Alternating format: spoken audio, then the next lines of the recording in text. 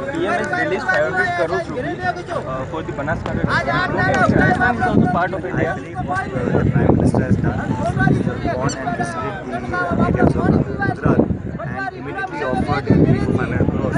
It's a welcome step. I think the Gujarati people need the support and the help that they can get.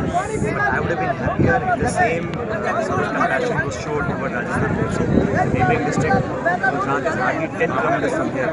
The same districts of Rajasthan have suffered equal damage to crops, to homes, etc.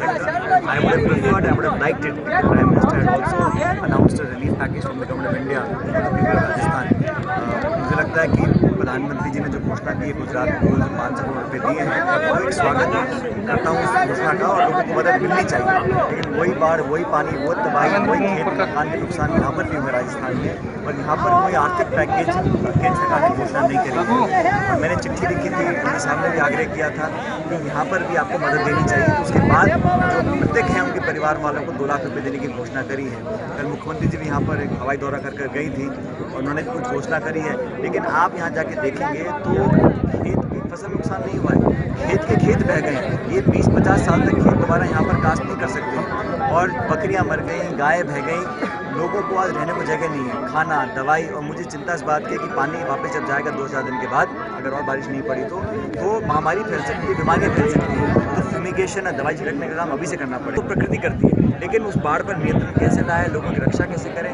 Army ने, NDRF ने अच्छा काम किया है, लेकिन अब उनको लोगों को स्थापित करने के लिए, धनराशि देने के लिए, मकान देने के लिए, उनको जीवन वापस पटरी पर खड़ा करने के लिए राज्य सरकार को बहुत मेहनत करनी पड़ेगी। और मुझे लगता है कि यहाँ पर प्रशासन से लोग नाखुश हैं। सरकार ने अब तक जो किया है वो नाकाफ़ी है। ज़रूरतमंद लोगों तक वो सहायता नहीं पहुँची है, इसलिए लोग अभी तक बेघर हैं। तमाम लोग हम यहाँ पर लोगों का ढांढस बनाने आए हैं, दुख बांटने के लिए आए हैं। सरकार पर दबाव बनाकर आर्थिक पैकेज की मांग करेंगे। इस इलाके के लोगों को विशेष जहाँ हम खड़े हैं यहाँ पर तो लोगों को ज़मीन सरकार को नई आमदनी करनी पड़ेगी, क्योंकि किसानों के पास अब ये ज़मीन ही रह गई है और ज़मीन में खेती संभव ही नहीं है। इसलिए नई ज़मीन का आमदनी बहुत ज़रूरी है।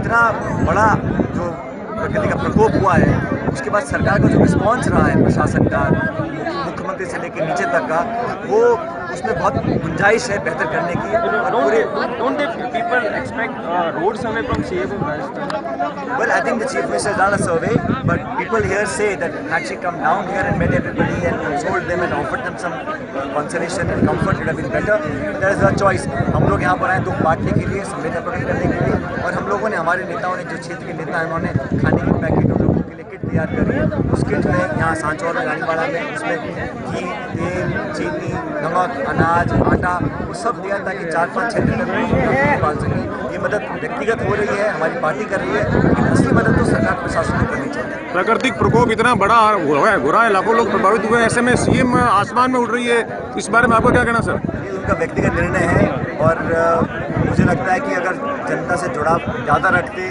मंत्री, मुख्यमंत्री, जनप्रतिनिधि, तो शायद जनता में इतना आक्रोश नहीं होता। जो हुआ सो हुआ, लेकिन उस नुकसान की भरपाई करने के लिए जो आत्मीयता और हमदर्दी होनी चाहिए थी, शायद वो प्रशासन सरकार नहीं दे पा रही।